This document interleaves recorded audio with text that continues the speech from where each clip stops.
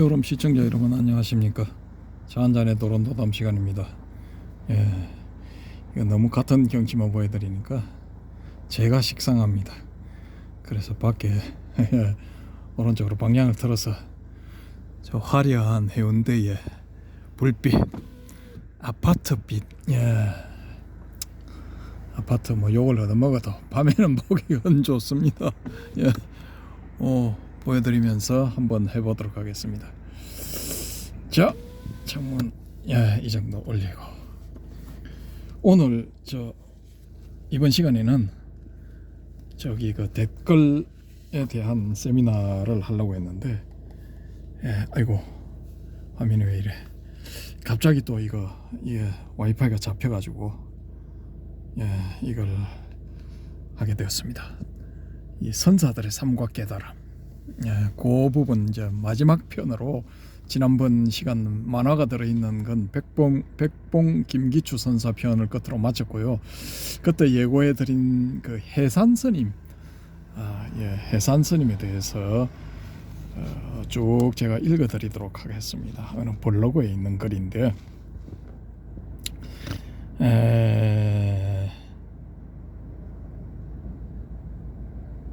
이분이 한국풍수연구원이네요. 카페 한국풍수연구원이라는 카페에 올라 있는 글입니다. 올라 있는 글인데 동화 양봉환이라는 분이 여기 그 주인장이신 것 같습니다. 여기 이제 소개 글에 뭐라고 되어 있느냐 하면은, 우리 속세에 사는 사람들은 잘 모르나 불가에서는 널리 알려진 스님으로 법기 강정진 그사의 저서에서 지도하는 과정이 일부 소개되어서 스님의 명성을 접했다. 스님에 대해서 자료를 검색하면서 매우 도력이 높은 것을 알게 되어 관련 자료를 게시합니다. 이렇게 되어 있습니다. 일단은 이제 올리고, 이분이 혹시 이걸 보시다가 동화 양봉환님 혹은 그 한국풍수연구원 측에서 야, 왜 우리 거 뺏겨가지고 오고 방송하냐, 내려라 하시면은 내리겠습니다. 근데 여기도 보면은 다른 데서 이제 가져온 걸로 되어 있는데, 그 원글을 제가 이제 찾아서 한번 들어가 보니까 그게 잘 안 뜨네요. 안 떠서 한국풍수연구원, 동화 양봉환 님이 올려놓으신 이 글을 2023년 4월 13일 21시 05분에 올려놓은 글로 조회수 314로 되어 있네요. 제가 이제 읽어드리도록 하겠습니다.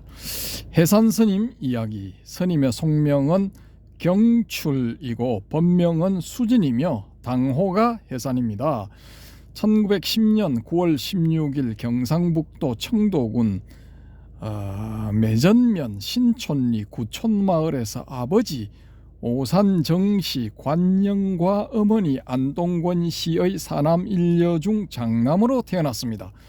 아버지가 정씨 문중의 종손이셨기 때문에 경출 소녀는 다음 세대의 종손자질을 갖추기 위해 유학에 정통한 선생님을 사랑방에 모셔두고 어린 시절부터 한문과 유서를 깊이 있게 배웠습니다.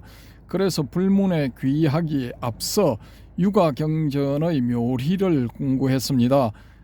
그러나 갑자기 가세가 걷잡을 수 없이 기울어져 고향을 떠나 밀양으로 이사를 가게 되었습니다. 그곳에서 아버지는 생계를 위해 대서소에서 대필업을 했으며 경출 소녀는 참기름집 일을 거들면서 가게를 도왔습니다. 그러다 보니 자연스럽게 배달차 인근의 절을 자주 드나들게 되었으며 불문에 귀할 뜻을 세우게 되었습니다. 특히 표충사 내원암을 처음 방문했을 때 여기가 바로 내가 살 곳이다 라는 생각이 들었다고 했습니다. 1926년 우리 나이로 17살이 되던 해, 처음에는 청도 운문사 사리암으로 입산을 했다가 표충사 내원암으로 옮겨와 박다몰 화상문화로 출가하게 되었습니다. 은사 다몰 스님은 사내에서뿐만 아니라 절 아래 마을 사람들에게도 참 스님, 큰 스님으로 추앙받는 분이었습니다. 마을 사람들이 보릿고개를 넘기지 못하고 부황이 들어서 하나둘 쓰러져 가던 그런 시절, 마을에 해산할 날이 가까워 오는 집이 있으면, 즉 아이를 낳을 날이 가까워 오는 집이 있으면 다몰 스님이 어떻게 하셨는지 아무도 모르게 밤중에 쌀과 미역을 넉넉하게 그 집 마당에 두고 가십니다. 배고픔을 이겨보려고 나물 떠들어 산에 올라가면 큰 가마솥에 밥을 가득히 하고 큰 솥에 국을 넘칠 만큼 끓여 놓고서 절 입구에서 기다리다가 사람들을 끌고 가서 배불리 먹였습니다. 이게 이제 도력이지. 야, 이런 게 도력입니다. 그리고 다몰 스님에게는 잘못된 일이란 것이 없습니다. 항상 그 참 잘된 일이네 라는 말을 입에 달고 계십니다. 누가 다쳤다고 해도, 집에 불이 났다고 해도, 심지어 누가 죽었다고 해도 잘된 일입니다. 한 번은 범둔 마을에 사는 서시보살이 찾아와 스님께서 기도해 주신 덕분으로 얻었던 손자놈이 홍역을 이기지 못하고 그만 저 세상으로 가고 말았습니다. 저희들의 불찰로 그런 일이 생기게 되어 송구스럽습니다. 라고 못내 슬픈 속내를 감추지 못하고 말을 했습니다. 그런데 스님 대답이 그 참 잘된 일이네 하는 것이었습니다. 그 이후로는 그 보살님을 내원함에서 볼 수가 없었습니다. 열받았겠죠. 다몰 스님은 해방되기 몇 해 전에 입적하셨습니다. 밤중에 다비했던 장소에서 자동차 불빛처럼 밝게 방광을 했다고 합니다. 이 다몰 스님도 도인이시네요. 예, 도인이셨네요. 예, 이미 이제 입적하신 분, 예, 해방되기 몇 해 전에 입적하셨답니다. 그 다몰 스님의 제자인 해산 스님은 출가한 지 2해가 넘은 1928년 10월에 표충사에서 해담 스님을 계사로 삼위계를 받았습니다. 그리고 1934년 늦가을 아궁이에 불을 지피다가 산매에 들어 바지에 불이 붙는 것도 모르고 있다가 깨어나서 공부에 힘을 느끼고 가행정진을 결심하셨습니다. 요거 제가 이거 어릴 때 시골에 있는 외갓집에 놀러 가면은 곶불 부뚜막에, 예? 그 곶불 떼는 게 그게 좋아서 앉아가지고 불 떼다가 외숙모한테 쫓겨나고 남자가 보게 들어온다고 쫓겨나고 그랬거든요. 근데 이게 안 되는 게, 곶불 뗀다고 막 이렇게 불 솔가지 같은 거, 그다음에 갈비라고 했는데 그때는 그 낙엽 마른 거 뭐 이런 거 밀어놓고 하면은 낙엽 마른 건 불 잘 붙거든요. 그러면은 화력이 너무 잘 타올라 가지고 이게 밖에까지, 아궁이 밖까지 뜨끈뜨끈해. 그러면 다리를 이렇게 걸치고 있으면은 그 좀 오목하게 들어가 있잖아요. 불 들어가는 부분은. 거기 걸치고 있으면은 화끈화끈 뜨끈뜨끈했거든요. 이게 모를 리가 없어. 근데 이걸 몰랐다는 거는 말 그대로 산매에 들었다는 겁니다. 이분은 이제 타고난 거지. 이 해산 스님은 타고난 겁니다. 이미 전생에 공부가 다 됐어. 예, 이제 이것만 쌀 그 찢기만 하면 되는 겁니다. 예. 아무튼 저는 그렇게 생각합니다. 1934년 늦가을 아궁이에 불을 지피다가 산매에 들어 바지에 불이 붙은 것도 모르고 있다가 깨어나서 공부에 힘을 느끼고 가행정진을 결심하였습니다. 은사스님께 동상암, 지금의 진부람에 올라가서 혼자 한 철을 보내며 공부하겠다고 여쭈니 흔쾌히 그래 중원 공부해야지 하시며 양식을 마련해 주셨습니다. 동상암 옆 석벽의 높은 벼랑 위에는 한 사람이 앉을 만한 바위가 있는데 졸다가 떨어져 죽더라도 공부하다가 죽는 것이니 좋은 일이라 생각하고 그 바위에 앉아 밤낮으로 정진을 했습니다. 그러던 어느 날 이른 저녁 공양을 지어 먹고 남은 밥 한 그릇을 소단에 넣어두고서 설거지한 손을 옷에 문지르면서 바위로 올라가 앉았습니다. 그때 갑자기 회오리 바람 한 자락이 일어나 억새풀 숲을 밭고랑 타듯 양옆으로 가르며 지나가는 것이었습니다. 그래서 그것을 쳐다보고 있었습니다. 그런데 불현듯 머리 위에 무엇이 얹혀 있다는 느낌이 들어서 손으로 훔쳐보니 눈이었습니다. 고개를 들어 바라보니 골짜기 전체가 환하게 밝은 것 같았습니다. 시장기가 돌아 공양간으로 가서 소철 열어보니 밥에 곰팡이가 슬어 있었습니다. 추운 겨울이었는데 땡땡땡. 좀 신비하죠, 이런 건. 그래서 오늘은 큰절 표충사에 내려가서 대중과 함께 공양을 해야겠다는 마음을 먹었습니다. 괄호 열고 스님은 뒤에 그때가 내가 몸뚱이 머슴살이를 면한 때다라고 하셨습니다. 몸뚱이 머슴살이 면하니 어떠했습니까? 라는 제자의 물음에 확실히 알았다는 것은 무슨 뜻입니까? 다시 물으니까 산은 산, 물은 물, 옛사람은 옛사람이요 옛산은 옛산이라 옛 그대로더라. 그대로인데 알 게 뭐 있습니까? 일체만상에 의심이 없더라 라고 대답했습니다. 산은 산, 물은 물. 자, 여기도 등장합니다. 자, 글망을 메고 오후 서너 시쯤에 산에서 내려와 객실에 머물고 있었습니다. 이제 요 앞에 이제 괄호가 닫혔습니다. 이 괄호가 닫히고 다시 이제 본문의 흐름 그대로 그 암자에 있다가 도저히 이제 여의치 못한 사정이 생겨서 본사에 내려와서 이제 공양을 해야 되겠다 생각하고 글망을 메고 오후 서너 시쯤에 산에서 내려와 객실에 머물고 있었습니다. 그 당시 표충사에는 요사체 64동이 있었으며 대중이 대단히 많았습니다. 그런데 언뜻 해산이 견성한 것 같단다. 해산이 견성했다고 하더라 라는 말이 귓전을 스쳐 지나갔습니다. 사람들이 이제 수군수군 하는 거죠.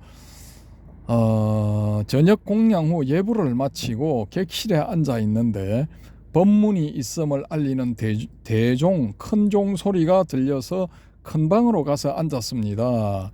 그런데 젊은 수자들이 위의를 갖추고 와서 삼배를 하고 청법가를 부르는 것이었습니다. 야, 대단하다. 이분도 이제 젊은 이게 지금 24살 때인가 그런데 의외의 갑작스런 일이지만 대중의 요구라 거절할 수 없는 것이어서 법상에 오를 수밖에 없었습니다. 그렇게 해서 처음으로 법상에 올라앉았는데 머리를 반들반들하게 깎은 노선님들부터 앞자리를 메우고 대중들이 법당 가득 앉아서 쥐죽은 듯 귀를 기울이고 있었습니다. 참 이때 분위기 참 좋았죠. 요즘은 말임도 없다.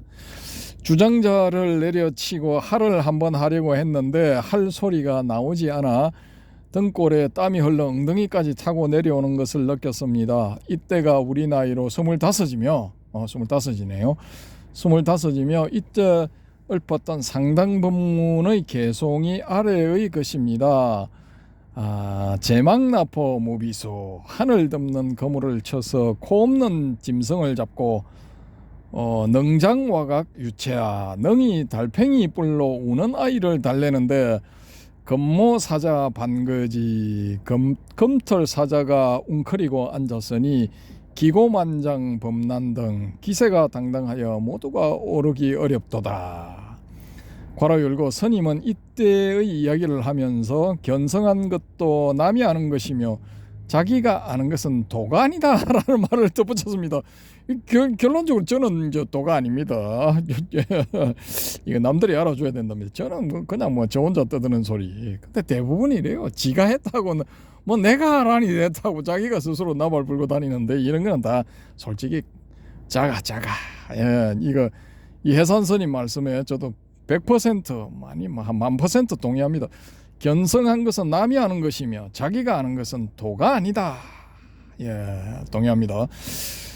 그 겨울 흰눈이 내리는 섣달 검음날에 정해사를 찾아가 당대의 고성 만공스님을 칭견하고 눈밭에서 서로 부둥켜 안고 뒹굴기까지 하는 치열한 법거래 끝에 인가를 받았습니다. 그때 만공스님께서 해산스님에게 써준 개송입니다. 시해 산수진 해산수진 보라. 시해산수진이네요. 시해산수진 제목입니다. 해산수진 보라. 해산 면피 능화골. 해산은 껍데기를 보고도 뼈대를 그려낼 수 있고, 만공지면 지기심. 만공은 얼굴만 봐도 그 마음을 알 수 있다.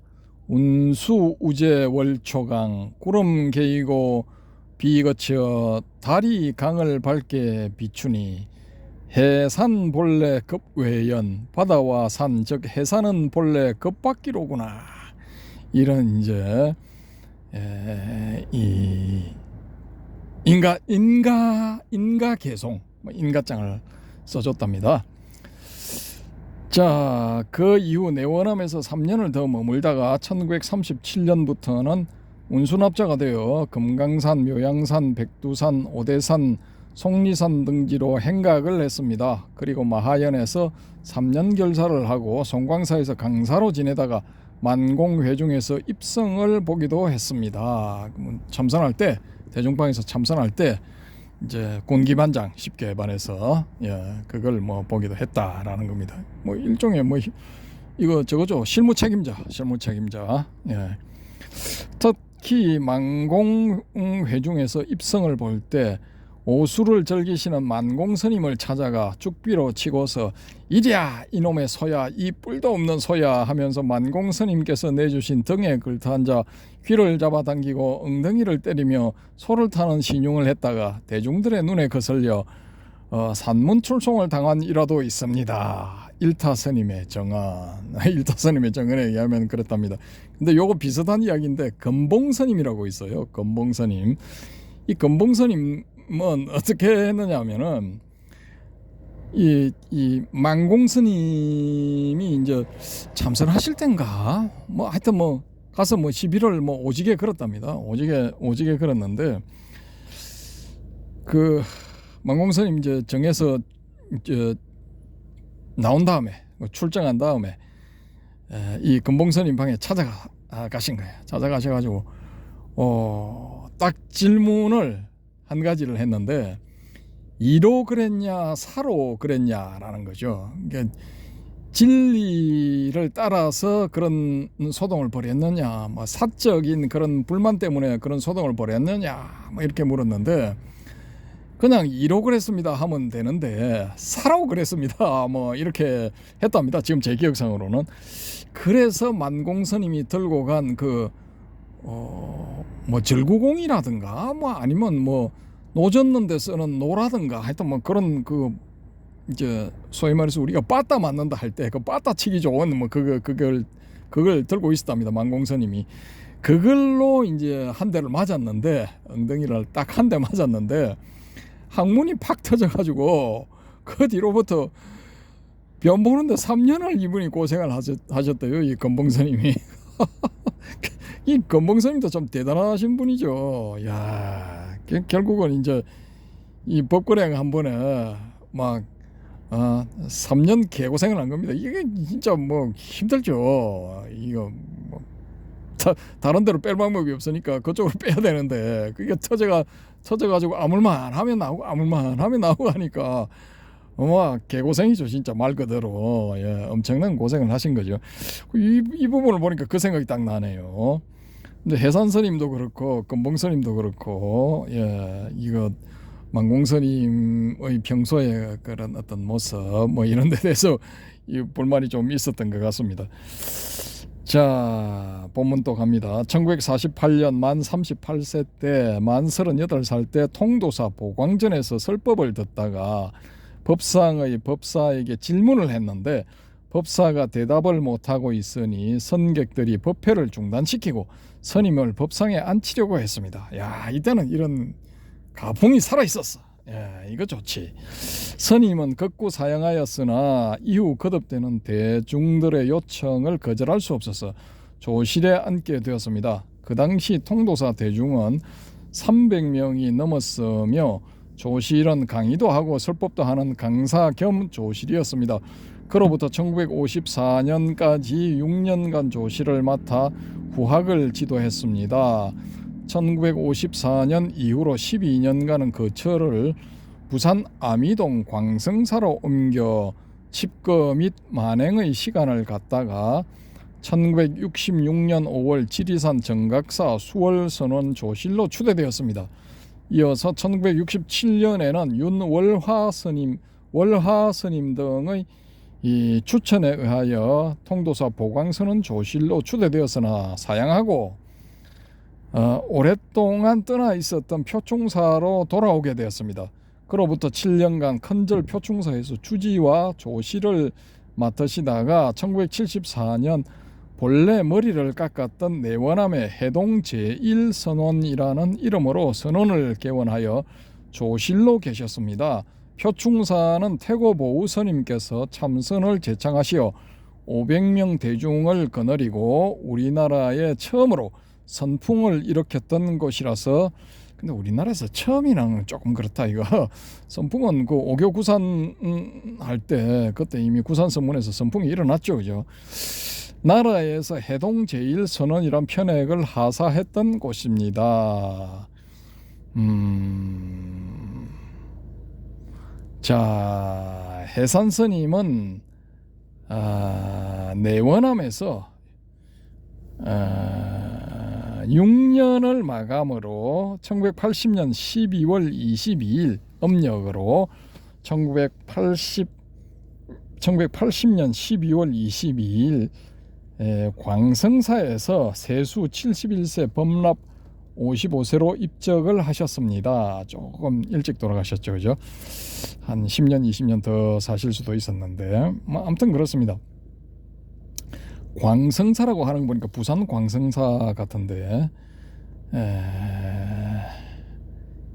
본문 갑니다. 입적하시기 하루 전 법상에 올라 주장자를 치시더니 주장자를 들어 대중에게 두루 보이셨습니다. 그리고 한참을 가만히 계셨는데 눈에서 굵은 눈물이 주르륵 흘러내렸습니다.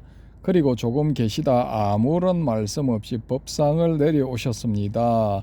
남은 것 없이 다 주고 가시면서도 더 주지 못하는 안타까움이 눈물로 변하여 흘러내린 것입니다. 뭐 그럴 수도 있고, 섭섭하니까 또 나 내일 갈 건데 이 인간들이 아무것도 모르네 뭐 섭섭하니까 또 뭐 그렇게 눈물이 났을 수도 있는 겁니다.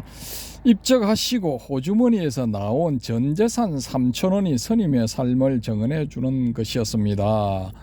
야, 이거는 뭐 대단한 거죠. 전재산이 3,000원밖에 없었다는 거는 이거 진짜 운수납자, 선객, 선사의 삶을 살다가 가신 분이다라는 걸 이제 증명을 해주는 겁니다.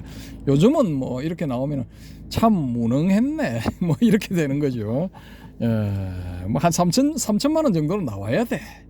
그래야 막 기분 쳐주고, 한 3억 정도 나오면 아이고 큰 스님 가셔서 무척 섭섭합니다 하고 이제 뭐 따끔하시 하는 거지, 제자들이. 뭐 그런 세상입니다. 어디까지나 저희 내피셜.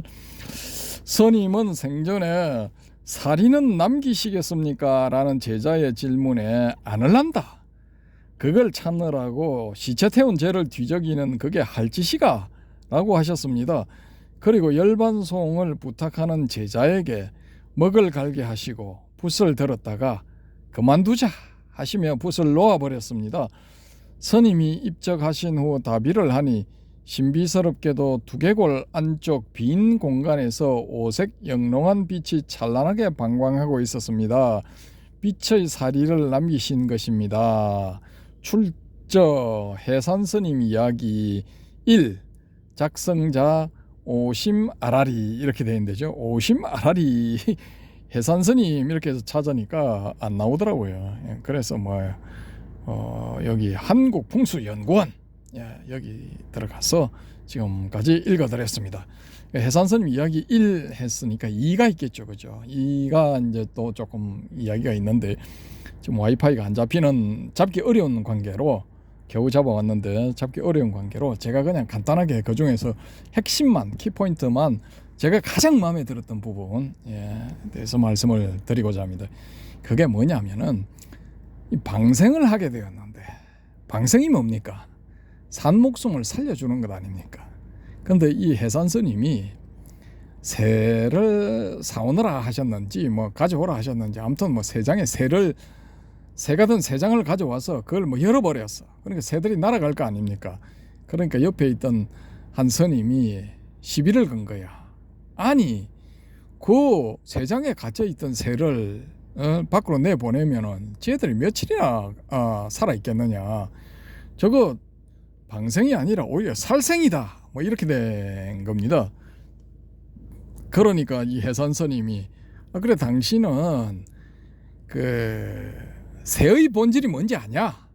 그러니까 우리 해오름님 새의 본질이 뭡니까? 자유롭게 날아다니는 거. 오케이. 야 요즘 성적 좋다니까. 이 해산스님이 새의 본질은 나는 데 있다. 근데 저게 갇혀 있으면 저게 본질에 충실한 거냐? 아니잖아. 죽은 새잖아. 단 며칠이 될지언정 혹은 몇 시간이 될지언정 뭐 자유롭게 날다가 자기 본질을 충실하다가 죽는 게 그게 좋은 거지. 갇혀 있는 게 그게 뭐 좋은 거냐? 본질을 구별을 못하는 게 그게 좋은 거냐?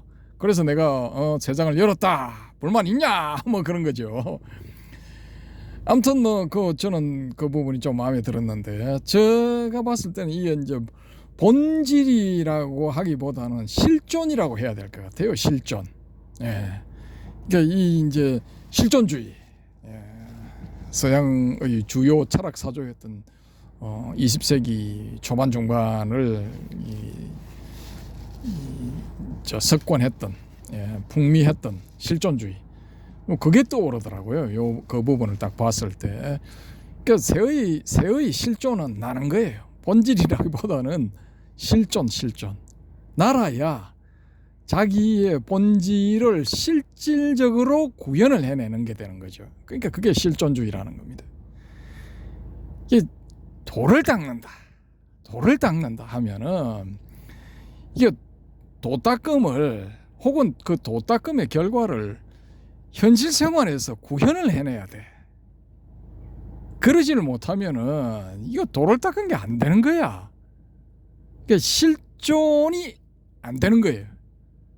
본질은 뭐 한 소식을 했다 치면은 본질은 이제 갖추었을지라도 실존이 안 되는 거예요. 실존을 구현을 해야 되는데 그게 안 된다라는 겁니다. 요즘 풍토는 본질을 구현해내지도 못했지만은 실존도 구현을 하지 못한다라는 겁니다. 어디까지나 저의 뇌피셜. 그런데 이 해산스님은 그게 뭔지, 본질이 뭔지, 실존이 뭔지 다 감을 잡고 있었다라는 거죠. 이런 것이야말로 도인의 진면목이지 않을까라는 생각이 들어서 이 해산스님을 우리 도론도담, 차한잔의 도론도담 구독자님들, 시청자님들께도 소개를 드려야 되겠다라는 그런 생각을 하게 되어서 오늘 말씀을 드렸습니다. 그래서 이 해산스님 같은 훌륭한 분이 한 10년, 20년 더 생존해 계셨다면 또 조금 이렇게 불교가 달라졌지 않았을까, 뭐 그런 생각이 드는데 또 이런 분은 또 구석에 쿡 처박혀가지고 잘 안 알려져. 아는 분들만 아는 거야. 뭐 그렇습니다, 세상이. 그래서 이상으로 뭐 완전히 마치도록 하겠습니다. 선사들의 삶과 깨달음 완전히 마치고 또 이제 뭐 이런 비슷한 분이 발견 내지 발굴이 되면은 중간에 또 뭐 깜짝 소개로 소개를 드리도록 하겠습니다. 자, 이 아파트만 보여드리니까 좀 그렇죠, 그죠? 선사님을 소개를 해드리면서 아파트가 웬 말이냐, 저 휘황찬란한 아파트가 웬 말이냐 하시는 분들을 위해서 뭐 맨날 보던 그 풍경입니다. 그래서 한번 돌려본 겁니다. 해운대. 조금 더 이제 앞으로 왔는데 뭐 여기가 사람 지나가는 도로입니다. 여기 이제 광장 비슷하게 되어 있는데 몽마르트 언덕처럼 여기 이제 화가 한 분이 계시네요. 여기 뭐 이젤 세워놓고 작업 중이신가. 그런데 아무도 신청을 안 합니다. 나 좀 그려주시오. 아무도 신청을 안 하고 무심히 그냥 지나가고, 오늘은 버스킹도 없습니다. 아무도 없습니다. 이게 오늘 수요일인데, 오늘 수요일 맞죠? 네. 수요일인데 이 버스킹을 안 한다. 11월 19일 수요일 날 버스킹을 안 한다. 딱 하기 좋은 날씨인데 이걸 안 한다는 거는 점점 이제 이 버스킹도 수입이 안 된다, 수입이 없다, 그렇게 해서 이 해운대 쪽에 뭐 안 오시는 것 같아요. 그래서 뭐 이렇게 되면은 완전 아마추어들, 에라 나는 그런 거 신경 안 쓴다, 뭐 한번 놀아보자, 풍악을 울려보게, 들을 사람 듣고 말 사람은 말고 지나갈 사람은 지나가고 맘대로들 해라 하고 이제 올리는 분들, 풍악을 울리는 분들, 그런 분들이나 이제 나오지. 조금 이제 레벨우가 있는 프로급 뭐 이 가수들은 슬슬 여기 뭐 접는 것 같은 그런 기분이 듭니다. 뭐 토요일 일요일은 좀 하실라나, 아무튼 뭐 주중인데 안 되고 있습니다. 뭐 좀 거시기합니다. 그래도 어쩝니까, 뭐 있는 그대로 말씀을 드렸습니다. 조금 아쉽지만은 이걸로 마치도록 하겠습니다. 감사합니다.